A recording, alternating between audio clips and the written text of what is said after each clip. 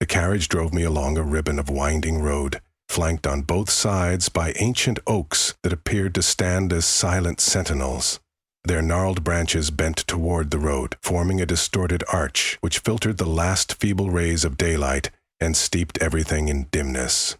Even though late afternoon was fading, the sky above never seemed to brighten or darken in any natural way. It was as though the sun had abandoned this particular spot and left only a muted twilight, an unending melancholy glimmer draped across the world. The driver said nothing to me the entire journey, but gave me the occasional nervous glance, as if he feared we were venturing into forbidden territory. I too felt uneasy, as if we were approaching a place that existed outside the common rules of day and night. Eventually, we came upon a high metal gate bearing intricate ironwork in the shape of twisted vines. The gate stood partially open, and I noticed a sprawling driveway that curved toward a manor with spires reaching into a sky caught forever between dusk and darkness. The facade of the old house bore countless windows, yet none reflected any light. Instead, they were dark, opaque, seemingly indifferent to the twilight. As the carriage halted, the horses stomped and whinnied, unwilling to remain a moment longer. Before I could even gather my belongings, the driver abruptly turned the carriage and sped away, his retreating silhouette vanishing into the corridor of oak trees. Only the faint echo of hooves remained, then it too dissipated. Leaving me alone amid the overgrown courtyard, bats circled overhead, their shrill squeaks echoing off the manor walls, and a damp breeze carried the smell of mildew and something more pungent, almost like rotting leaves. My heart pounded in my chest, and I stood there for a long moment transfixed by the looming structure, before I finally forced myself to move through the gate. I approached the entrance, stepping across flagstones that had been cracked by creeping roots and tangled ivy. The mansion presented itself as a hushed fortress, its grand front door carved with elaborate patterns. Each motif looked like skeletal branches that twisted into the outlines of figures, some humanoid, some beastly. The elaborate handle was shaped like a serpent swallowing its own tail, and a chill traveled through me as I touched it. I knocked twice, and when no one answered, I turned the handle. More curious than cautious, only to realize the door was unlocked. I stepped into a wide foyer, lit by the faint glow of an ancient chandelier that dangled from the ceiling as though suspended by spider silk. The walls were covered in dark paneling and tapestries depicting landscapes drenched in perpetual twilight. There was a curious hush here, as if the air itself was listening and ready to whisper secrets back.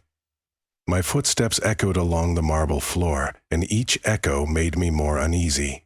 I half expected servants to appear from behind hidden doors, but no one came. Then, as if summoned by my own thought, I glimpsed a movement at the far end of the corridor. A slender figure in dark attire seemed to glide forward with measured grace. A caretaker, I presumed, though his attire was decades out of fashion, a high binnapled coat, frilled cuffs, and a silver pocket watch glinting faintly. He gave a slight bow. "Welcome. I am Mr. Harford," he said, his voice little above a whisper. "I've been waiting. You are the guest who inquired about viewing the estate, are you not?" Surprised that he was aware of my letter, I nodded. He stood very still, arms at his sides, and in his pale face his eyes were dark and unfathomable, like two deep wells. "Then let me show you around. I trust you wish to see the heart of the manor. It is best we begin before it grows later." He hesitated as though later was a time best unspoken. I was unsure of what he meant by that remark, but I agreed, glad not to be alone in that silent expanse. Mr. Harford turned, leading me deeper into the manor. The chandelier above us flickered continuously, and I noticed how dust motes hung in the stale air, visible only in that weak light. The caretaker's footsteps barely made a sound on the marble, as if he tread upon the floor like a ghost. My shoes, in contrast, seemed too loud, each step echoing an uneasy presence. The first chamber we entered was what must once have been the grand reception hall. High, arched ceilings crisscrossed with ebony beams, and all around the walls stood statues of mythological creatures. Yet each face, upon closer inspection, was twisted in expressions of grief or dread. I found myself involuntarily shivering. A single tall window should have admitted the last glimmers of sunlight, but instead the glass looked metallic gray. I realized suddenly that there was no sun to illuminate anything. The same faint gloaming that hung outside hovered here. It was as if the window's only purpose was to reveal how the sky never changed, how it remained locked in the brink of night. "There is no real daylight here," Mr. Harford said, as though reading my thoughts. "Not since the master departed. The house denies the sun its dominion, or perhaps the sun itself has forsaken us." He gave a wan, apologetic smile. "Forgive me, my words may sound peculiar, but it has been quite long since I have conversed with anyone who has not pledged to remain here." I frowned, attempting to comprehend. "Who is your master?" "I was told the property belongs to a Sir Edric Shorecourt, but my records show he died many years ago." His eyes flickered with a strange glow in the twilight. "I have served Sir Edric since I was a young man. He left on a journey, you see, and has yet to return. I wait for him still. I keep his house in order, so that upon his arrival the long night will finally break." He paused, voice turning wistful. "Do not worry. He will return in due course." I knew Sir Edric's obituary had been recorded decades past. Some said he perished overseas under dubious circumstances. Yet here was this caretaker, unwavering in his devotion, or perhaps his delusion, living in perpetual dusk. For a moment I thought to ask how he managed to survive all these years, but the question stuck in my throat, as if the very walls of this place conspired to keep secrets sealed. Instead, I nodded politely, feeling only a creeping dread that I had stepped into something beyond reason. We continued through a series of corridors where doors stood half ajar, revealing rooms coated in dust. I saw a parlor with 2 suits of armor, looming in the half-light, seeming to breathe in unison as the flickering glow teased my peripheral vision.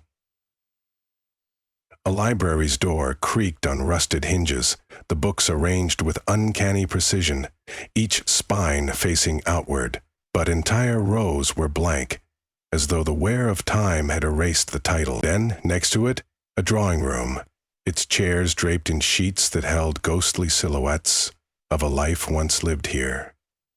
Everything stank faintly of mold, but what was more unsettling was the sense that the house itself breathed around us, exhaling stale air through hidden cracks. Mr. Harford turned sharply at one point, leading me into a corridor that was substantially darker, lit only by a single candelabra.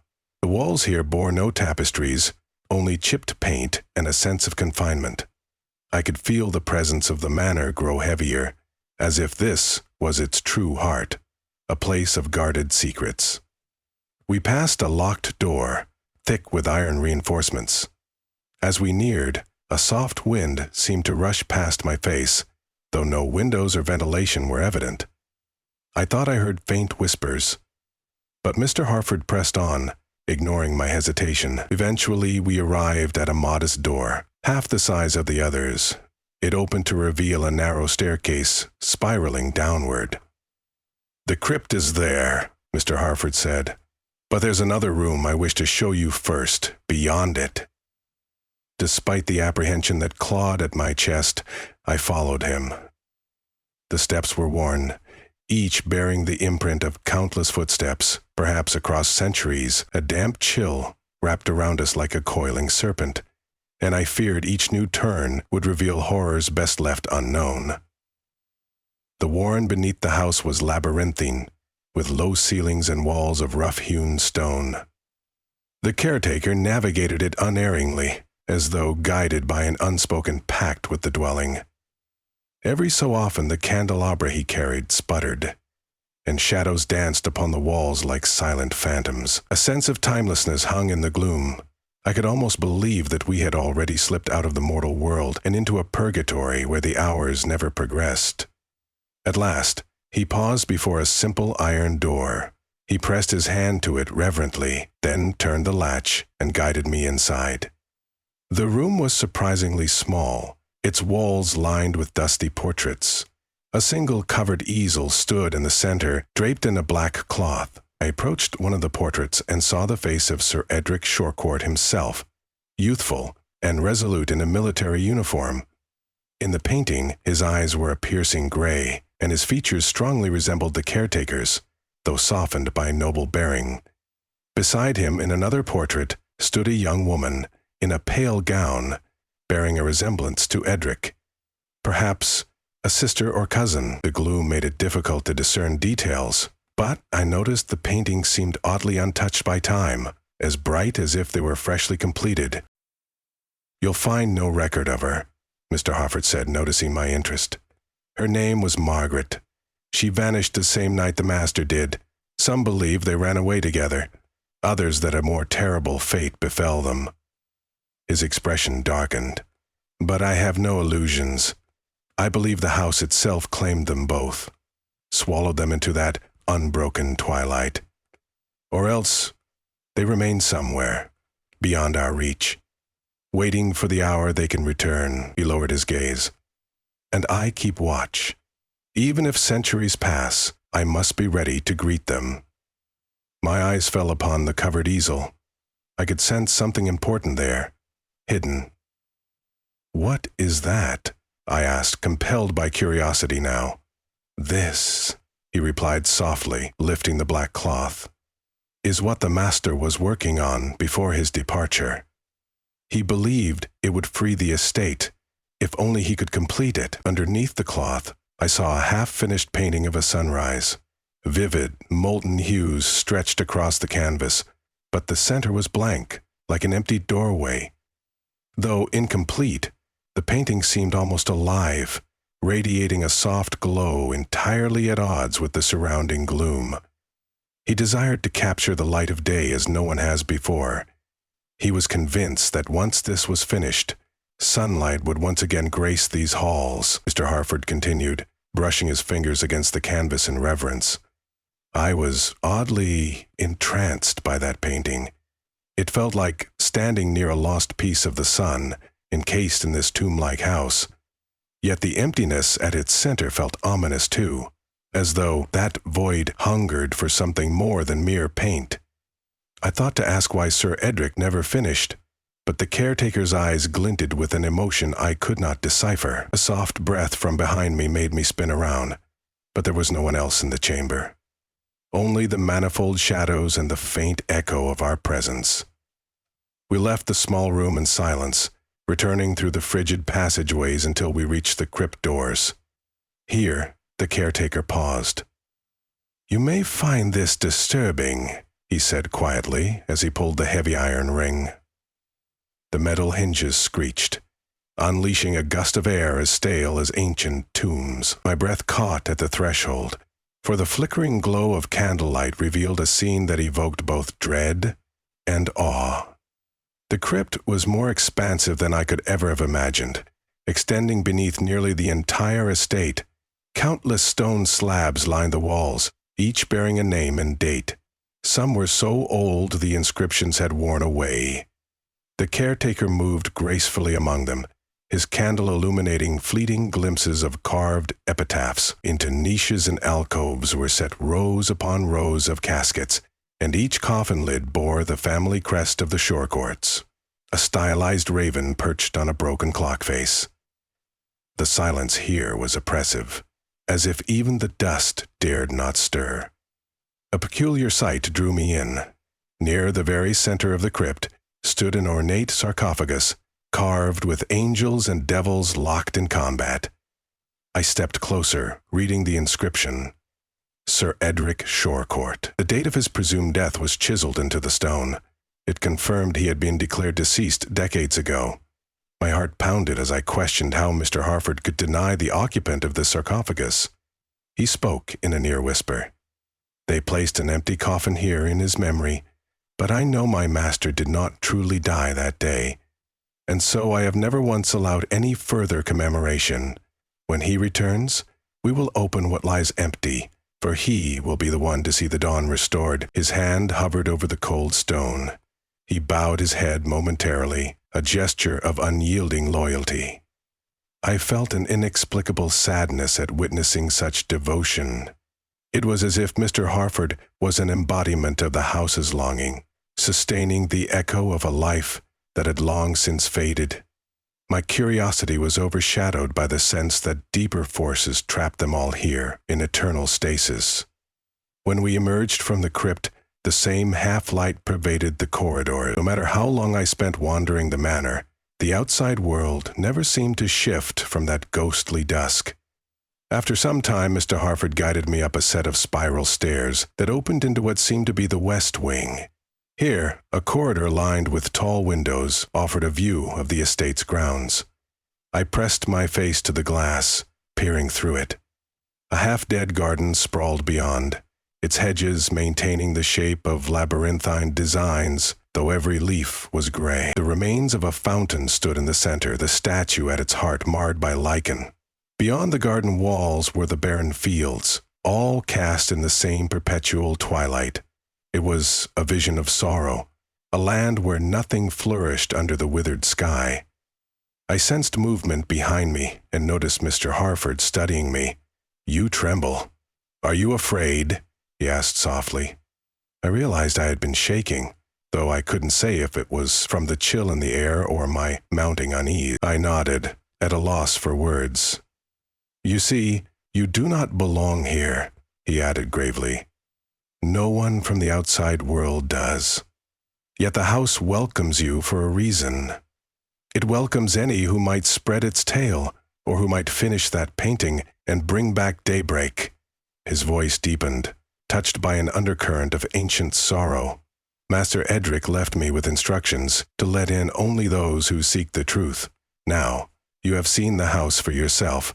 Perhaps you can carry its story back.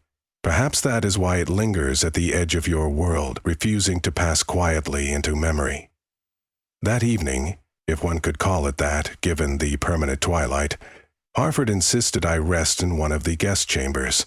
He led me through corridors shrouded in gloom until we reached a pair of elaborate doors. Inside, the chamber showed traces of lost grandeur.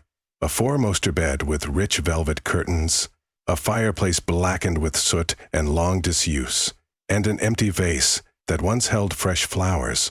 On a small table stood a tarnished candelabrum.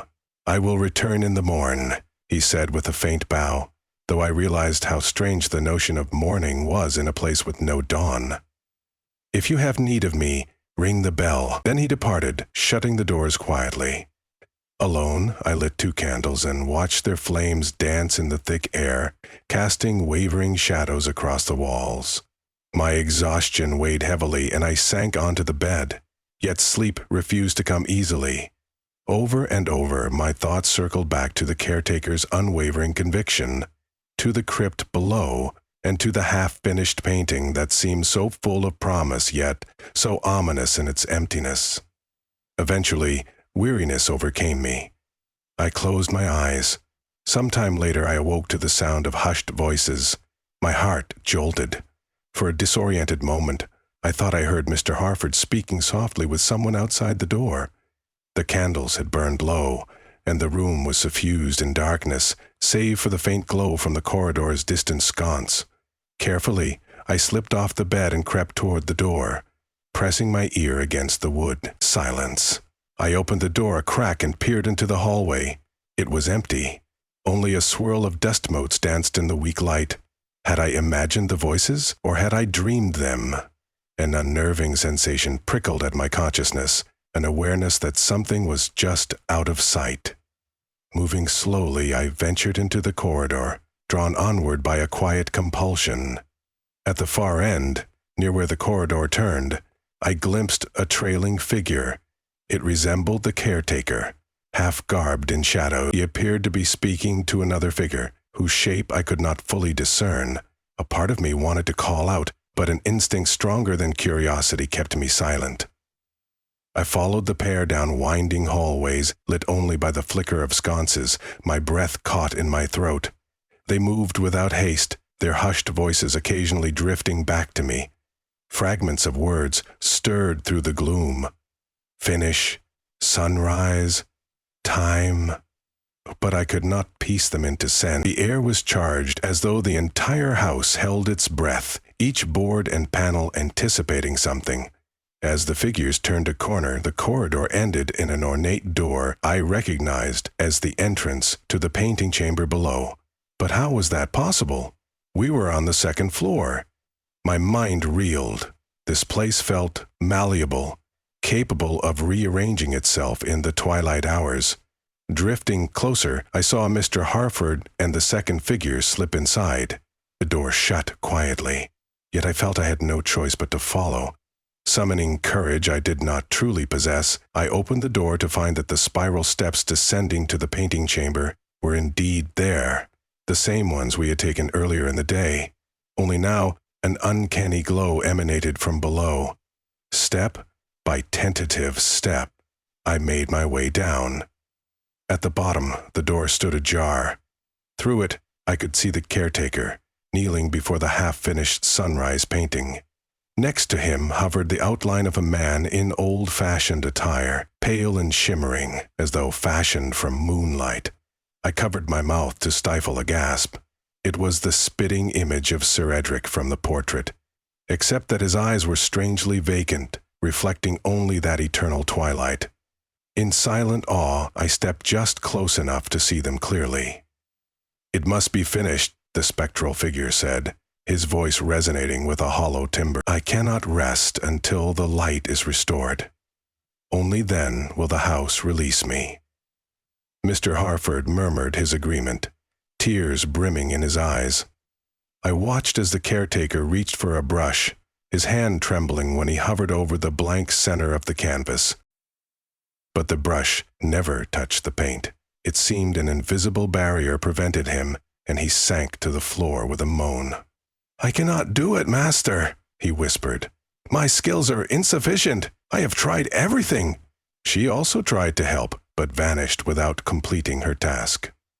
"I cannot—" The ghostly Sir Edric turned his gaze directly toward me, and for a heartbeat I froze. His eyes were bleak mirrors, but I felt them petitioning me, a silent invitation, or was it a command? Something tugged at my will, urging me to step forward.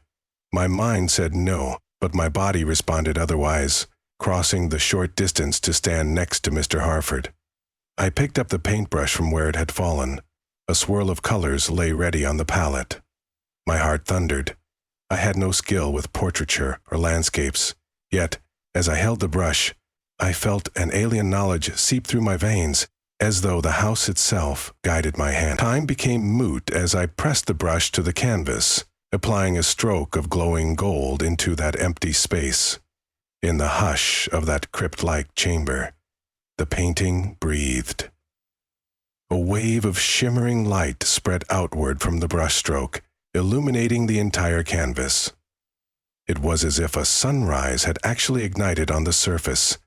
The ghost of Sir Edric watched intently, face caught between hope and torment. Stroke followed stroke, each guided by an intuition not my own, until the dawn scene was complete. The center, once blank, now glowed with a radiance reminiscent of the real sun, if it indeed still existed beyond these walls. As the final line took shape, a groaning emanated from the house itself, the old structure's timbers protesting the sudden shift. A ripple of warmth surged through the walls, and I felt it in my very bone. The caretaker let out a cry of awe as beams of light blossomed from the painting, pouring out into the chamber, flooding the stone corridor. The gloom retreated like a shadow at noon. "Master!" cried Mr. Harford, his eyes alight with reverence. I looked to where Sir Edric's form had been, only to see him dissolving, his figure unraveling like fog in the morning sun.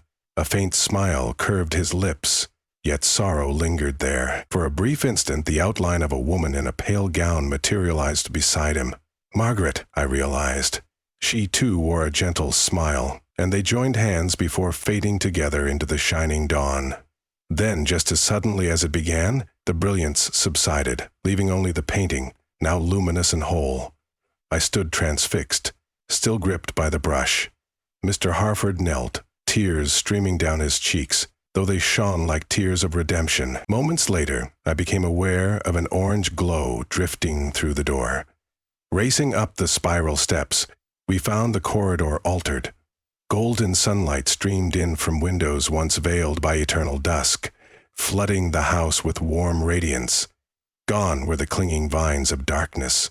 The tapestries shifted in color, displaying scenes of dawn over landscapes.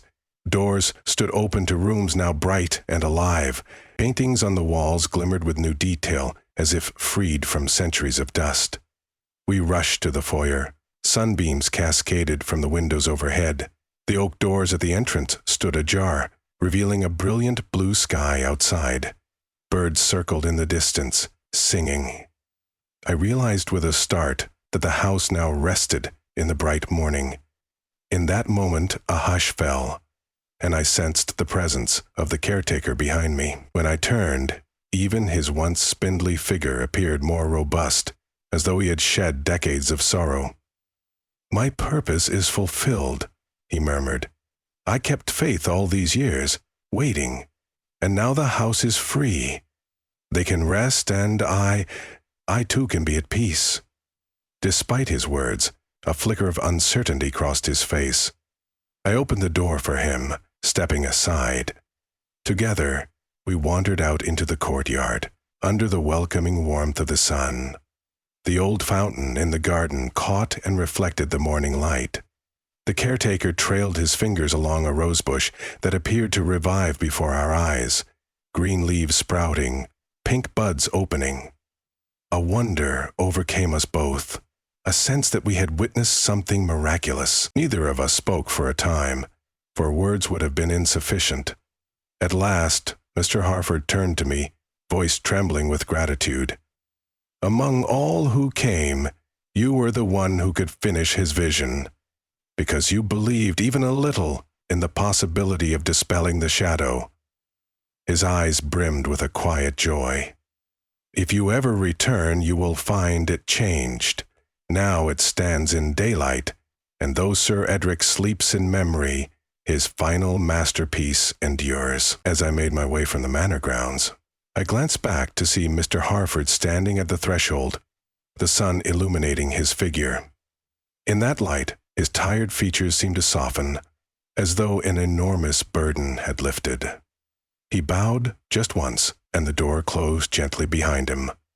The silhouette of the house no longer rose like an omen of perpetual dusk.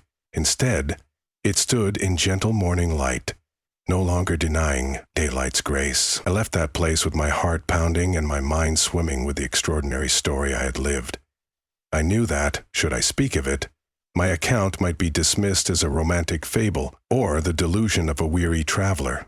Yet the warmth on my face and the lingering glow in my thoughts confirmed its truth. The memory of that half-finished painting, now complete, resonated within me.